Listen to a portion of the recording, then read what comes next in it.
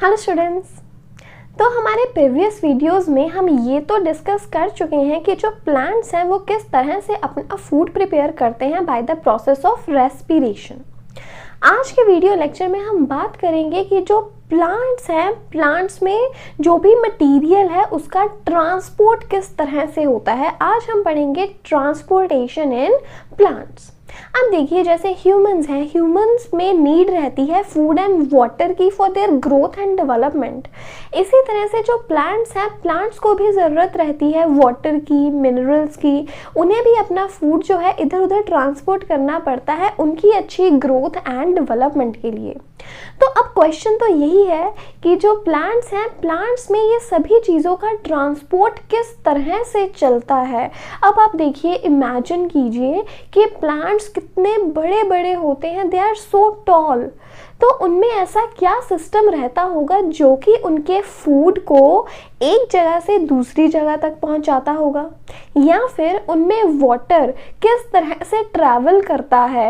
इतने बड़े बड़े प्लांट्स रहते हैं, इतनी हाइट रहती है इनकी, तो इतनी लंबाई तक जो पानी है वो किस तरह से जाता होगा।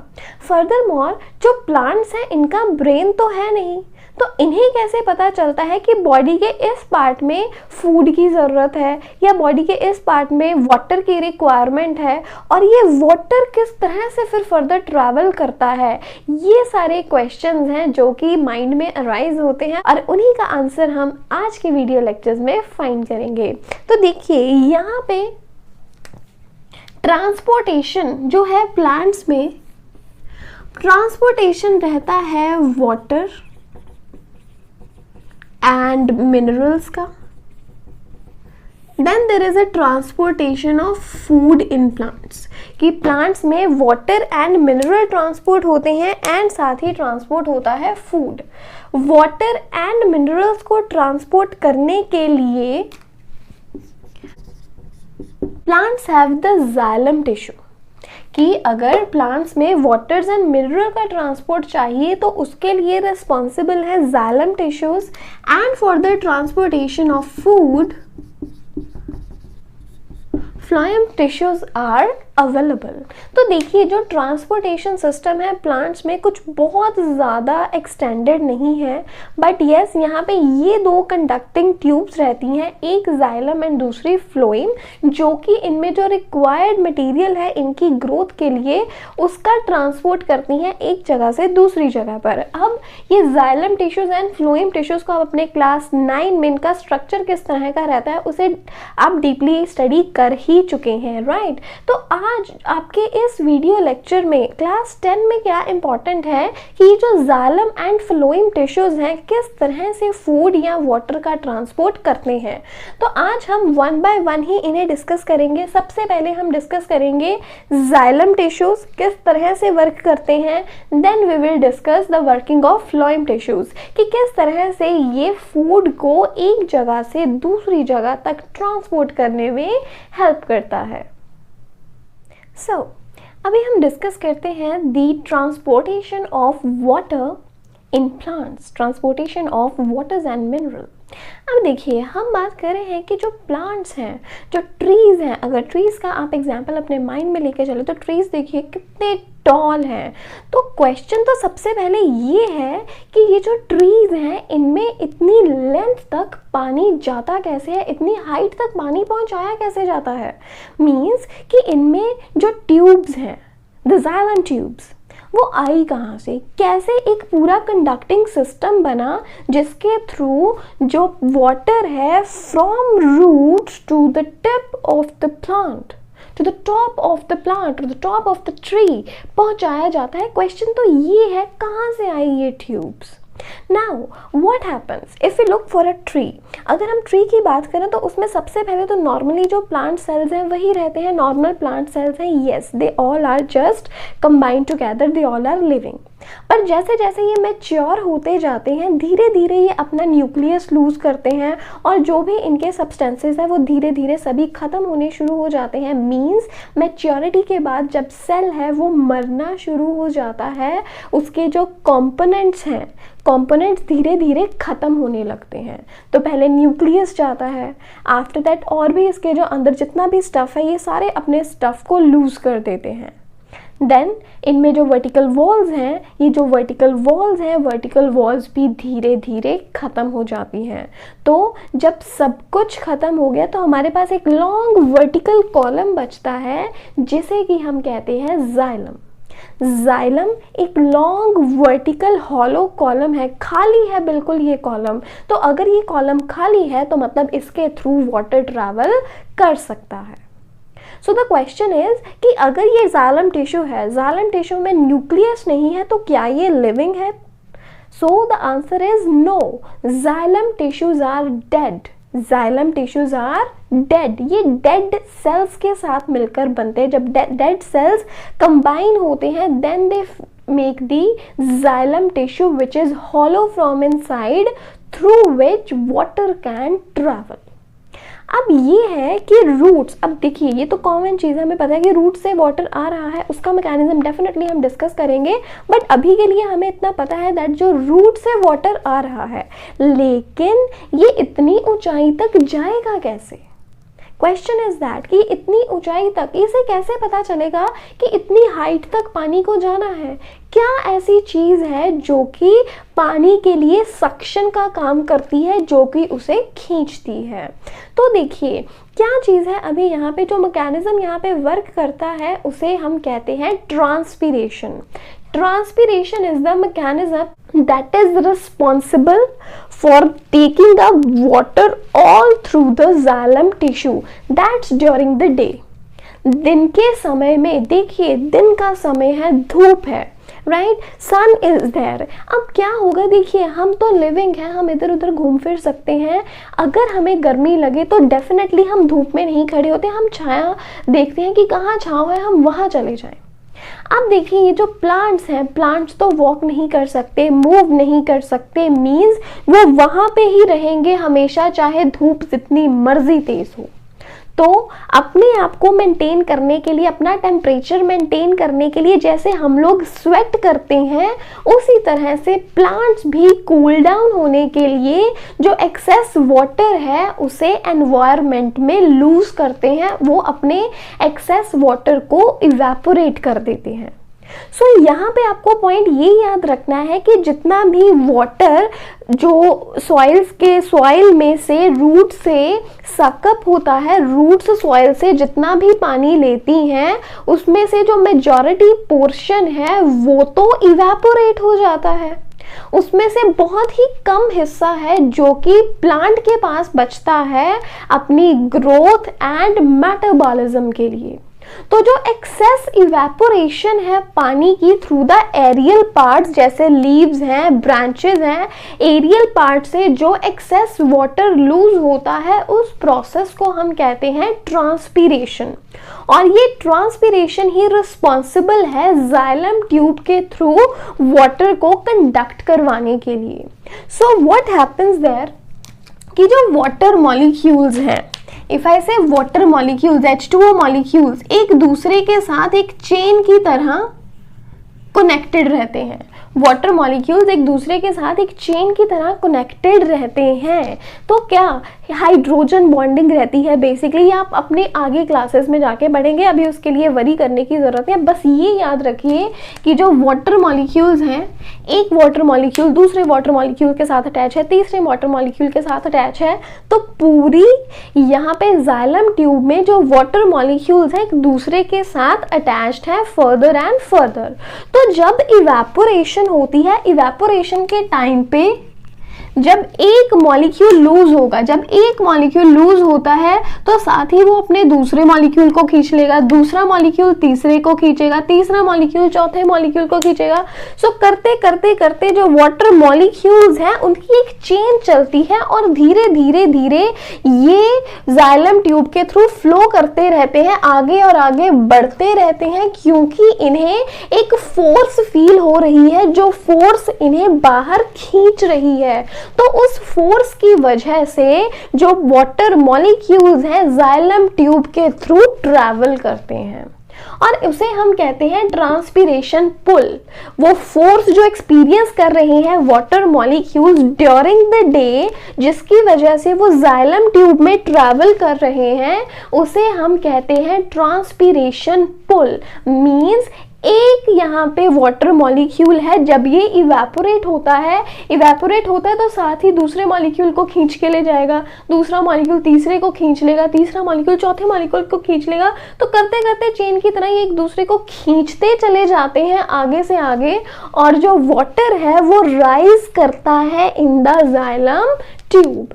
तो ये यहाँ पे प्रोसेस है ट्रांसपीरेशन की। Transpiration is basically responsible for the conduction of water or for the transportation of water in the xylem tube।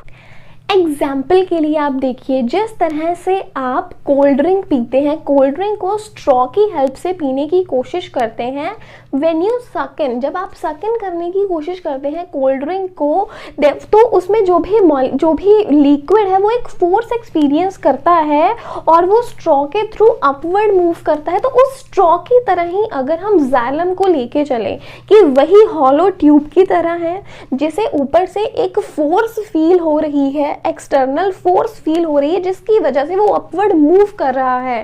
इसके अलावा यहाँ वर्क करता है इसका capillary action. Capillary action is कि लिक्विड का उस फोर्स एंड प्रेशर की वजह से अपवर्ड मूव करना। तो इस एग्जांपल को आप याद रख सकते हैं that when we try to drink something with the help of a straw, तो उस टाइम पे जिस तरह से हम फोर्स लगाते हैं और लिक्विड उस फोर्स को फील करते हुए स्ट्रॉ में अपवर्ड मूव करता है, उसी तरह से जो वाटर मॉलिक्यूल्स हैं ये भी फोर्स फील करते हैं और जाइलम ट्यूब में अपवर्ड मोशन शो करते हैं।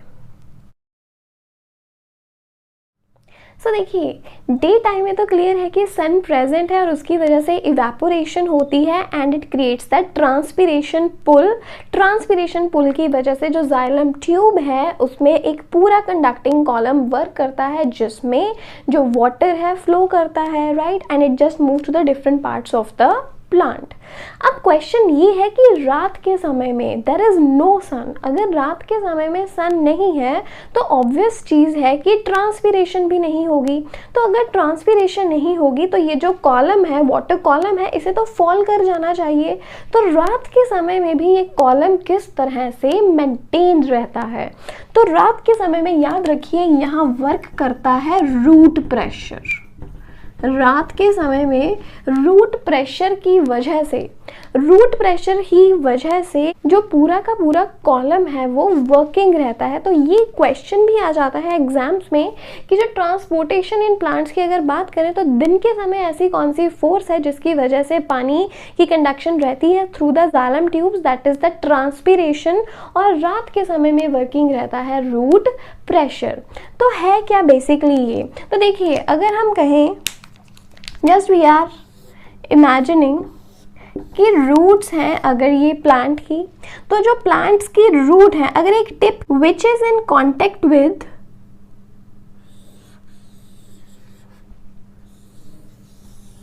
सॉइल, टिप जो कि सॉइल के कांटेक्ट में है। अब देखिए यहाँ पे जाइलम ट्यूब ऑलरेडी कंडक्टिंग है, इसमें वाटर भी अवेलेबल है and it has some minerals as well जो कि ऑलरेडी एग्जिस्टिंग है उसमें। अब सॉइल में भी क्या रहेगा, there is the presence of water in soil, पानी की प्रेजेंस है सॉइल में, साथ ही साथ सॉइल कंटेन्स मिनरल्स, सॉइल के पास मिनरल्स भी हैं, दैट्स राइट।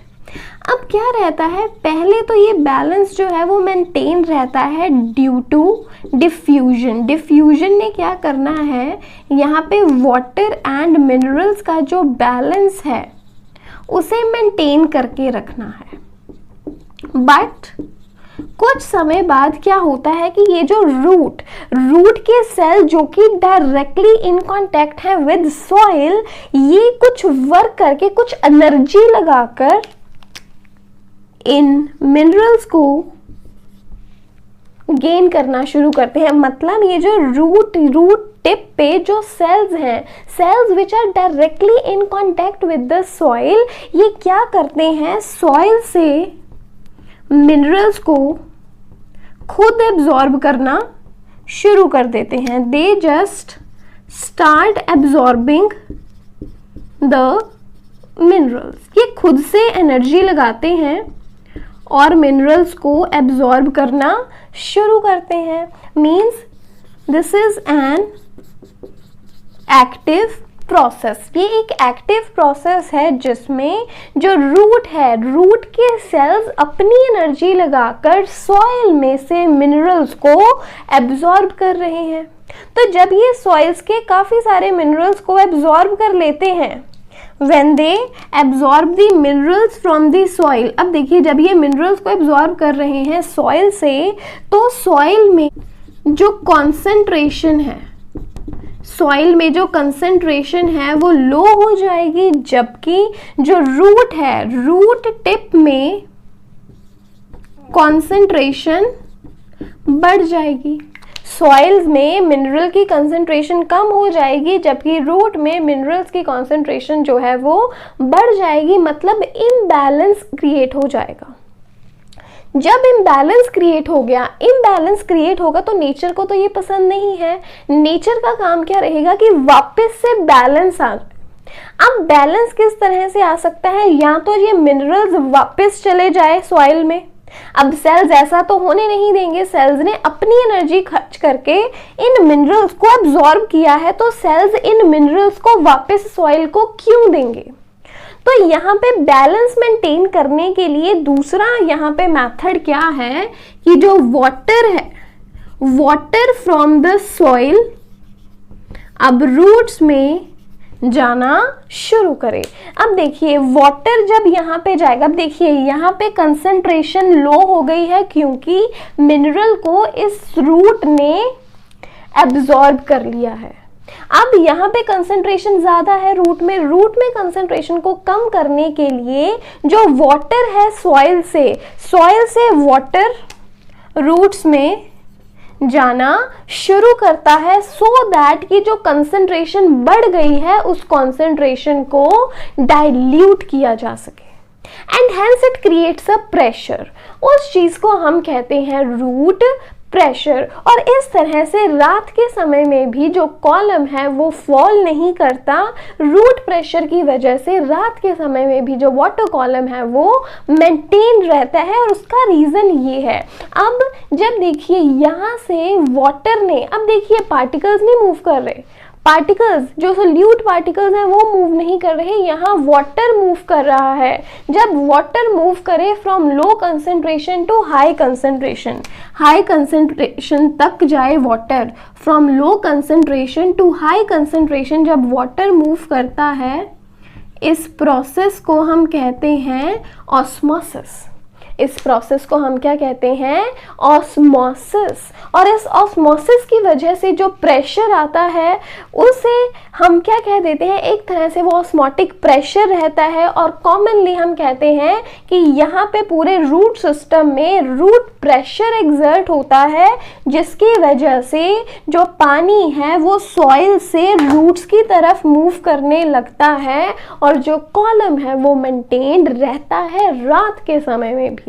तो ये पॉइंट्स को हमेशा याद रखिए कि जब दिन का समय है उस समय ट्रांसपिरेशन वर्क करती है, जबकि रात के समय में वर्क करता है रूट प्रेशर। सो स्टूडेंट्स, अब तक हम डिस्कस कर चुके हैं कि वाटर का ट्रांसपोर्ट किस तरह से रहता है प्लांट्स में। अब हम बात करते हैं कि जो फूड है, फूड का ट्रांसफ़र किस तरह से होगा। अभी हम डिस्कस करेंगे transport of food in plants. तो देखिए क्या रहता है, अभी हमें पता है दैट जो प्लांट्स हैं फोटोसिंथेसिस की प्रोसेस से अपना फूड प्रिपेयर करते हैं। Plants photosynthesize and prepare their food. अब देखिए जब वो अपना फूड प्रिपेयर करते हैं, उन्हें अपनी एक्टिविटीज़ के लिए जितना ज़रूरत है वो उतना यूज़ करते हैं। इसके बाद जो एक्स्ट्रा फूड है, extra food is stored as starch in leaves or in the modified roots such as carrot, potato, turnip, beet. अब देखिए क्या है, when there is enough sunlight, जब sunlight enough है उस टाइम पे जो प्लांट है अच्छे से फोटोसिंथेसाइज कर रहा है, अपनी फूड रिक्वायरमेंट को साइड बाय साइड कंप्लीट कर रहा है। लेकिन अगर हम बात करें विंटर्स की, in winters the sunlight is not enough. जो सनलाइट है वो इतनी नहीं है कि जो प्लांट है वो अपनी फूड रिक्वायरमेंट्स को अच्छे से कंप्लीट कर सके।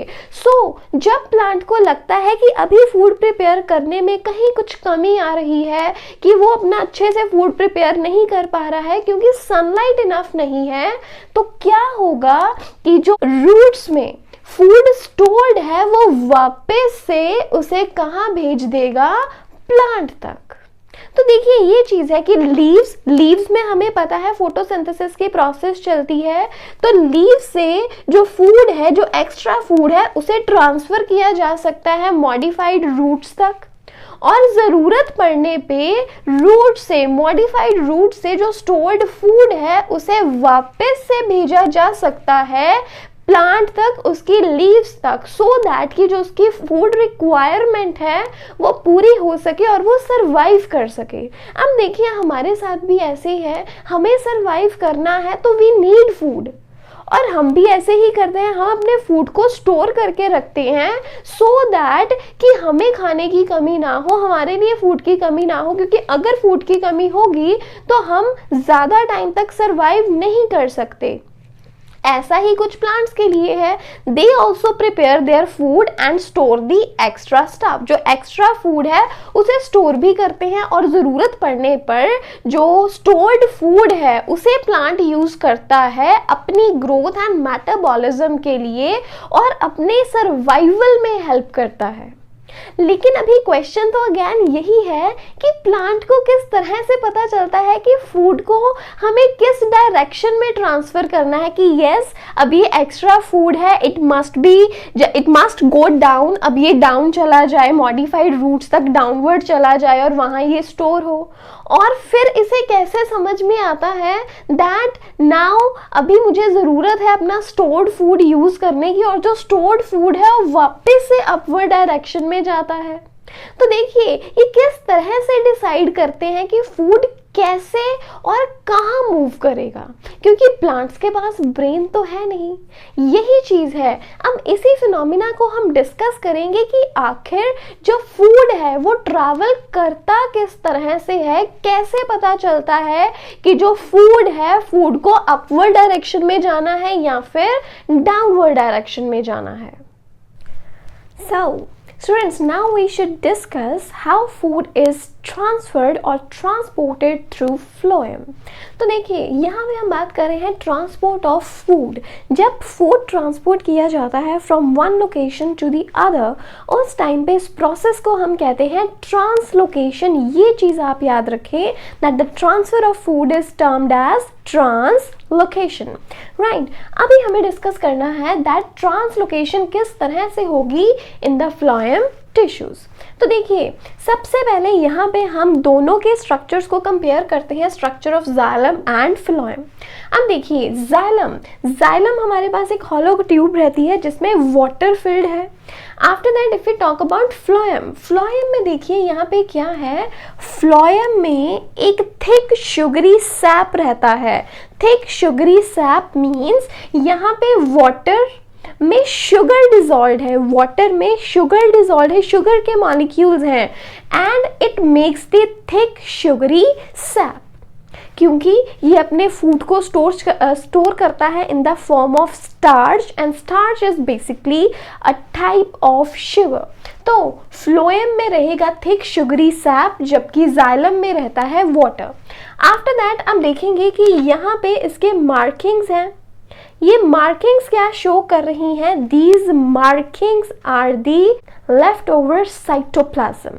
कि देखिए अभी हमने यहाँ पे पूरी की पूरी देखी है, स्ट्रक्चरिंग देखी है कि किस तरह से जाइलम बनता है। When there are plant cells stacked one above the other, जब वो अपना सारा मटेरियल लूज करते हैं उस टाइम पे हमारे पास बनता है जाइलम। और जाइलम में देखिए ये हॉरिजॉन्टल वॉल्स भी नहीं है, बट फ्लोएम में वॉल्स एज सच नहीं है, एज सच एक कंप्लीट वॉल नहीं है, लेकिन यहाँ पे परफोरेशन है जिसके थ्रू जो सैप है वो मूव कर सकता है। यहाँ पे जाइलम में कुछ भी नहीं है, ये कंप्लीटली हॉलो है, लेकिन फ्लोएम जो है वो कंप्लीटली हॉलो नहीं रहता। इसमें इस तरह की परफोरेशन रहती है वॉल्स में, जिसके थ्रू जो सैप है वो मूव करता है। आफ्टर दैट यहाँ पे इसके पास ये लेफ्ट ओवर साइटोप्लाज्म है, जबकि जाइलम में ना साइटोप्लाज्म है ना ही न्यूक्लियस है, but phloem has a left over a little bit of cytoplasm. That means अगर इसमें साइटोप्लाज्म है, साइटोप्लाज्म होने के कारण यहाँ पे हम अगर फ्लोएम की बात करें, phloem is a living tissue, whereas xylem is not. Xylem is a dead tissue, but phloem is a living tissue. अब इसके स्ट्रक्चर्स को हम एंड में पूरा अच्छे से डिस्कस करते हैं, लेकिन सबसे पहले अभी हम यहाँ पे डिस्कस करते हैं कि जो फूड है, फूड किस तरह से ट्रैवल करता है, how food travels through the phloem. While moving towards the end, हम इसके पूरे स्ट्रक्चर को और अच्छे से समझ सकते हैं, बट उसे समझने के लिए सबसे पहले हमें पता होना चाहिए कि जो फूड है, फूड किस तरह से ट्रैवल करेगा। अब देखिए ये हमारे पास फ्लोएम है, एंड यहाँ पे हम एक सेल अज्यूम करते हैं, ऐसा सेल जिसमें शुगर लेवल ज़्यादा है। वी हैव अ सेल, इसे हम कह सकते हैं सोर्स सेल। सेल जिसमें शुगर की कंसंट्रेशन ज़्यादा हो, जिसमें शुगर का लेवल ज़्यादा हो, उसे हम क्या कह सकते हैं? Source cell. क्योंकि यहाँ पे हमारे पास एक सेल है which has the lower level of sugar. इसमें यहाँ पे शुगर का लेवल कम है, तो हम अज्यूम कर सकते हैं ये वो पार्ट है प्लांट का which is developing, which is growing, it needs more sugar, और इसे और ज़्यादा शुगर की ज़रूरत है। So this is going to be the sink cell. क्योंकि अब सोर्स सेल इसे इसलिए भी कहा जाता है क्योंकि अब जो प्लांट है वो क्या करेगा, इस पार्ट से शुगर को ट्रांसफर करवाएगा इस पार्ट तक जहां पे शुगर का लेवल कम है। अब ये होगा किस तरह से? अब देखिए यहाँ पे हमारे पास बेसिकली 5 स्टेप्स हैं। ये 5 स्टेप्स परफॉर्म होते हैं और जो फूड है वो फ्लोएम में ट्रांसफर किया जाता है, ट्रांसपोर्ट किया जाता है from one location to the other. अब हमारे लिए लोकेशंस क्या है? हमें सोर्स सेल से जो शुगर है उसे पहुंचाना है सिंक सेल तक, from the source cell to the sink cell. अब ये शुगर किस तरह से ट्रैवल करेगी, ये चीज को हमें देखना है। तो देखिए सबसे पहली यहाँ पे प्रोसेस रहेगी लोडिंग। लोडिंग मीन्स ये जो शुगर है इस सेल से, फ्रॉम द सोर्स सेल जो शुगर है it will be transported to phloem first. सबसे पहले ये जो यहाँ से शुगर है, शुगर पहुंचाई जाएगी फ्लोएम के इस पार्ट तक, और इस प्रोसेस को हम क्या कहते हैं? Loading. This is called as loading, की शुगर को लोड किया जा रहा है from the source cell to the phloem. अब हम कहते हैं कि ये जो लोडिंग है, loading is an active process. Loading एक एक्टिव प्रोसेस है। अब इसका मीनिंग क्या है? देखिए अभी यहाँ पे अगर हम फ्लोएम की बात करें, फ्लोएम में जो शुगर का लेवल है वो कंपैरिजन में कम है सोर्स सेल से। अगर फ्लोएम का शुगर सेल, देखिए अगर हमें इस कंपार्टमेंट की बात करें, यहाँ पे जो शुगर का लेवल है फ्लोएम में वो कम है as compare to the source cell. So what will happen, nature क्या करेगी, वो कोशिश करेगी कि दोनों का जो लेवल है वो इक्वल हो जाए, कि यहां से शुगर जो है ट्रांसफर हो जाए कहां, टू द फ्लोएम। एक टाइम आएगा जब दोनों का शुगर लेवल जो है वो इक्वल हो जाएगा, दोनों का शुगर लेवल इक्वल हो जाएगा। उस टाइम पे अगर मान लीजिए जब दोनों का शुगर लेवल इक्वल हो गया but still the phloem wants to gain more sugar, sugar का लेवल जब इक्वल हो जाता है, इक्वल होने तक कोई एनर्जी नहीं लगेगी, जो शुगर है definitely from high level to low level अपने आप से ट्रेवल करती जाएगी। लेकिन जब दोनों का लेवल इक्वल हो गया उस टाइम पे अगर फ्लोएम को और शुगर लेनी है और शुगर अब्सॉर्ब करनी है सोर्स सेल से, इसे वर्क करना पड़ेगा, it has to do some work, इसे कुछ एनर्जी जो है वो लगानी पड़ेगी। अब एक्स्ट्रा वर्क करना है ना, एक्स्ट्रा एफर्ट्स लगेंगे, तो ये मतलब है कि एनर्जी इसे अपनी तरफ से लगानी पड़ेगी।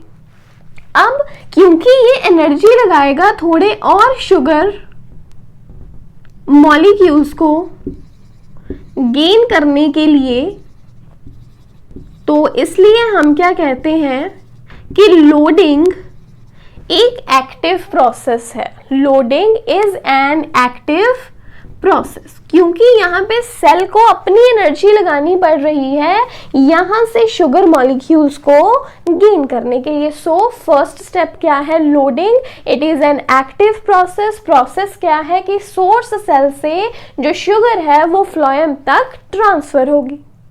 अब देखिए यहाँ पे जब इसने यहाँ से शुगर ले तो ली है, yes it has taken the sugar energy लगाकर, लेकिन अब क्या होगा, यहाँ पे फ्लोएम के इस पार्ट में जो शुगर की कंसंट्रेशन है अब वो बढ़ चुकी है, शुगर की कंसंट्रेशन बढ़ चुकी है। अब क्योंकि शुगर की कंसंट्रेशन बढ़ चुकी है अगेन इम्बैलेंस हो गया। अगेन वही चीज है कि जो नेचर है उसे इम्बैलेंस पसंद नहीं है।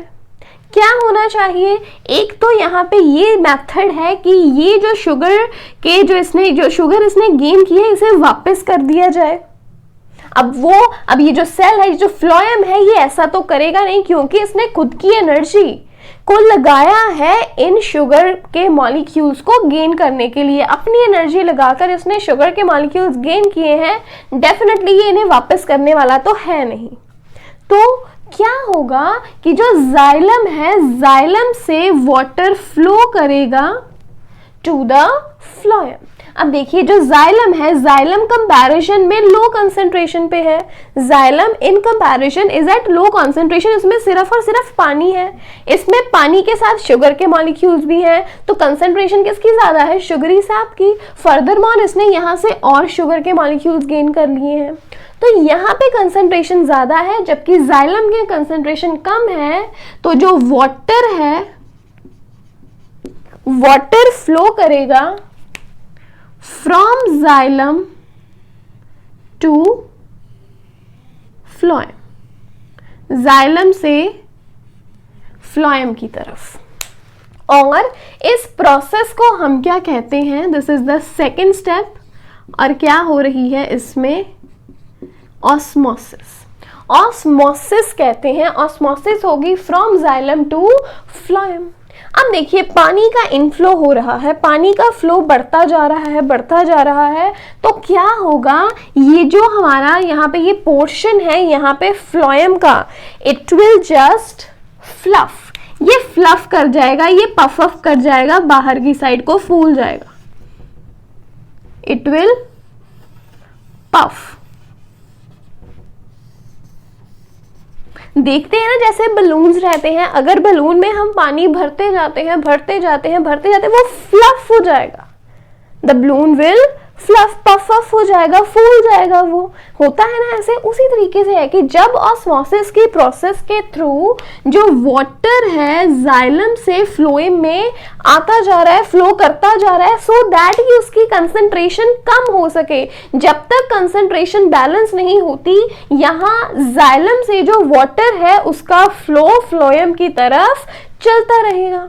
और क्योंकि वाटर फ्लो करता जा रहा है, ये जो फ्लोएम का कंपार्टमेंट है इट विल फ्लफ अप, ये फ्लफ कर जाएगा। अब क्योंकि पानी आ रहा है, इसमें प्रेशर बढ़ रहा है, प्रेशर इंक्रीज हो रहा है, तो ये क्या करेगा, इसे स्क्वीज करने की कोशिश करेगा। जो पूरा प्रेशर है इसे स्क्वीज करने की कोशिश करेगा और ये जो सैप है ये उस डायरेक्शन में मूव करेगा जहां पे प्रेशर कम हो, क्योंकि अब ये अनस्टेबल हो जाएगा ना, प्रेशर बढ़ता जा रहा है, बढ़ता जा रहा है। तो ये जो पूरा का पूरा सैप है ये उस डायरेक्शन में मूव करने की कोशिश करेगा जहां पे प्रेशर कम हो।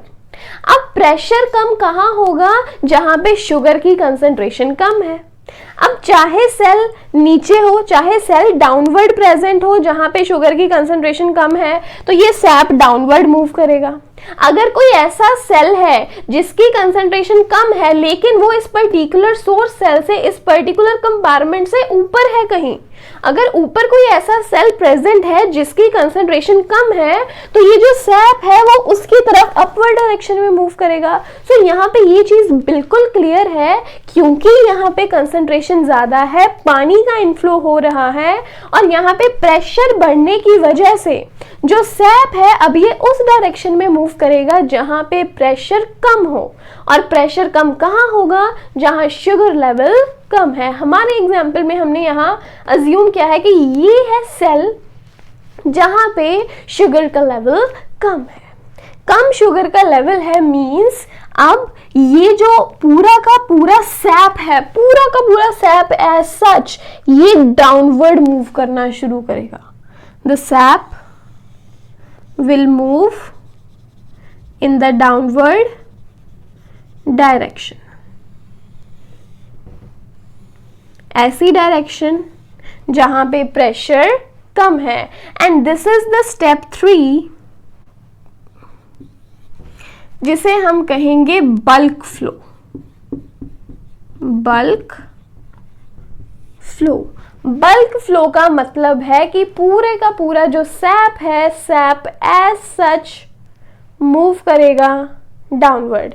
ये सारा सैप जो है ये डाउनवर्ड मूव करेगा। कहाँ तक मूव करेगा, जब तक कि ये उस सेल तक ना पहुंच जाए जिसे शुगर ट्रांसफर करनी है। अब ये जो सारी मूवमेंट है, ये सारी मूवमेंट डाउनवर्ड रहेगी और ये जो शुगर है, शुगर अल्टीमेटली यहां तक पहुंच जाएगी। जो शुगरी सैप है वो यहां तक पहुंच जाएगा। जब शुगरी सैप यहां तक पहुंच गया है, यहां तक पहुंचने पे क्या होगा, ये शुगर को डिलीवर करेगा उस सेल तक जिसमें शुगर की कमी है और इसे हम कहते हैं unloading. This is called as unloading. कि अब शुगर जो है वो अनलोड हो रही है, शुगर उस सेल तक पहुंचाई जा रही है जिसमें उसकी कमी है। तो यहां जो शुगर है अनलोडिंग होने के बाद यहां पे शुगर पहुंचा दी जाएगी। जब शुगर को यहां से अनलोड कर दिया गया दूसरी साइड में, मतलब यहां पे क्या होगी, अब कंसंट्रेशन कम हो जाएगी कंपैरिजन में। जब कंसंट्रेशन यहां पे कम हो जाएगी तो यहां से जो वाटर है वो बैक फ्लो कर जाएगा कहां, जाइलम में। फ्लोएम से वाटर कहां चला जाएगा,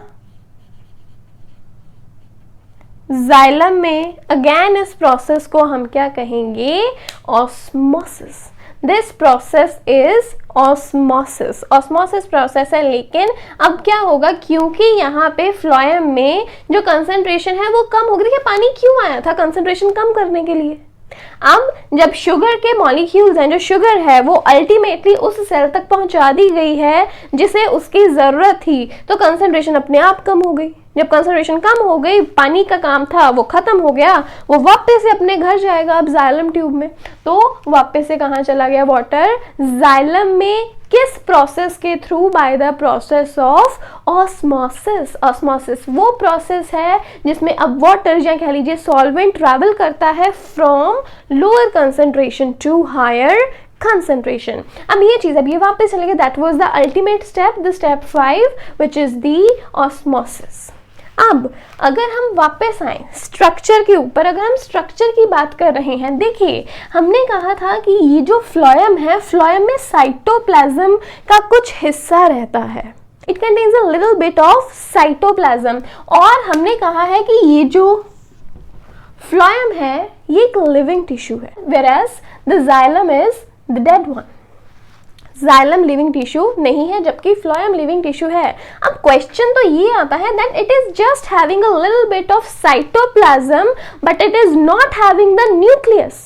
न्यूक्लियस तो इसमें भी नहीं है, तो फिर ये लिविंग सेल किस तरह से है? इसमें न्यूक्लियस नहीं है। Mitochondria which is the power house of the cell, इसके पास माइटोकॉन्ड्रिया नहीं है। विदाउट माइटोकॉन्ड्रिया ये फ्लोएम लिविंग टिश्यू किस तरह से है? क्वेश्चन तो ये भी अराइज होगा। तो क्या रहता है कि ये जो फ्लोएम है, फ्लोएम के साथ एग्जिस्ट करते हैं कंपेनियन सेल। फ्लोएम के साथ क्या एग्जिस्ट करते हैं? The companion cell. What I am saying? Companion. Companion means life time ये इनके साथ रहेंगे, ये जीवन साथी हैं एक दूसरे के, हमेशा इकट्ठे रहते हैं।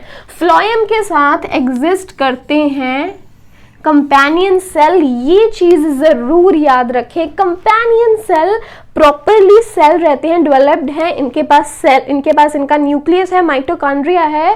और ये जो कंपेनियन सेल हैं, ये सारी रिक्वायर्ड चीजें जो कि एक सेल को चाहिए जिंदा रहने के लिए, ये जो इस फ्लोएम की सभी रिक्वायरमेंट्स को पूरा करते हैं। कौन? ये कंपेनियन सेल। ये इसे प्रोवाइड करते हैं एनर्जी जिंदा रहने के लिए। क्या रहेगा कि फ्लोएम के साथ है कंपेनियन सेल, हमेशा याद रखें। तो बहुत ही छोटी सी डिटेल है यहाँ पे। क्या होगा कि अगर शुगर है, सोर्स सेल से पहले कंपेनियन में जाएगी, कंपेनियन इसे कहाँ पहुंचा देगा? फ्लोएम तक। अनलोडिंग के टाइम पे शुगर पहले कंपेनियन सेल तक जाएगी, कंपेनियन सेल इसे फर्दर डिलीवर कर देगा सिंक सेल तक। कुछ खास फर्क नहीं है। अब क्वेश्चन तो ये है कि अगर जाइलम डेड है तो फ्लोएम का लिविंग होना जरूरी क्यों है? क्यों जरूरत पड़ती है फ्लोएम को यहाँ पे कंपेनियन सेल की? क्यों फ्लोएम सेल डेड नहीं हो सकते? क्यों फ्लोएम सेल्स अलाइव हैं? क्यों फ्लोएम सेल्स अलाइव हैं? This is the question now. अब देखिए, हमने पहली प्रोसेस, पहला स्टेप हमारे पास क्या है? लोडिंग। लोडिंग क्या है? एक active process. Active process means अगर मोर शुगर को गेन करना है तो इसे अपनी एनर्जी लगानी पड़ेगी, और एनर्जी वो लगा सकता है अपनी तरफ से एनर्जी खर्चा करके, यहां से शुगर के मॉलिक्यूल्स को गेन करना है। अब अपनी एनर्जी तो वो खर्चा करेगा ना जो जिंदा हो। अगर कोई चीज जिंदा है, लिविंग है, तब तो वो एनर्जी लगाएगी ना, क्योंकि अगर ये डेड होते, अगर ये जिंदा नहीं होते, ये एनर्जी नहीं लगा सकते, तो क्या होता? ये जो शुगर मॉलिक्यूल्स हैं उसे गेन भी नहीं कर सकते थे, एब्जॉर्ब भी नहीं कर सकते थे, और जो शुगर है वो वापस से वही सोर्स सेल में डिफ्यूज हो जाती और यहाँ सिंक सेल तक पहुंचाई नहीं जाती। तो क्यों जरूरी है यहाँ फ्लोएम टिश्यूज का जिंदा होना? इसका आंसर लाई करता है इस पहले ही स्टेप में। अगर पहला स्टेप होगा तभी तो बाकी स्टेप्स प्रोसीड होंगे। अगर यहाँ से शुगर की लोडिंग होगी तभी तो वो आगे तक अनलोड की जाएगी। अगर लोडिंग ही नहीं होगी, शुगर को गेन ही नहीं किया जाएगा बाय द फ्लोएम, तो किस तरह से जो कोई भी प्लांट है वो डेवलप करेगा? किस तरह से जो फूड है वो एक जगह से दूसरी जगह तक ट्रांसफर किया जा सकेगा? So this is the reason that why phloem needs to be alive. क्यों इसका जिंदा होना जरूरी है, यही कारण है कि इसे शुगर को गेन करना है. It just needs to absorb the sugar और एक्सेस शुगर को गेन करने के लिए इसे लगानी पड़ेगी एनर्जी, और एनर्जी तभी लगेगी जब ये अलाइव हो. तो ये कारण है कि यहाँ पे साइटोप्लाज्म्स तो हैं, और क्यों फ्लोएम लिविंग है, और ये लिविंग रहता किसकी वजह से है, कंपेनियन सेल की वजह से. सो ये है डिटेल्स हमारे पास that how food is transferred in a plant. So हमेशा याद रखें, वाटर एंड मिनरल्स के ट्रांसफर के लिए जो रिस्पॉन्सिबल है वो है जाइलम, जबकि अगर food which is the thick sugary SAP, उसे डिलीवर करने के लिए, ट्रांसफर करने के लिए यहाँ पे जो वास्कुलर टिश्यू जो रिक्वायर्ड है, दैट्स फ्लोएम. और कंट्रास्ट हमेशा याद रखें जाइलम एंड फ्लोएम का, दैट फ्लोएम इज अलाइव, जबकि जो जाइलम है वो डेड सेल से बना है. So these were the details that how food is transported in plants. I really hope कि आपको आज का वीडियो पसंद आया होगा. तो अगर पसंद आया है तो लाइक, शेयर एंड सब्सक्राइब करना ना भूलें.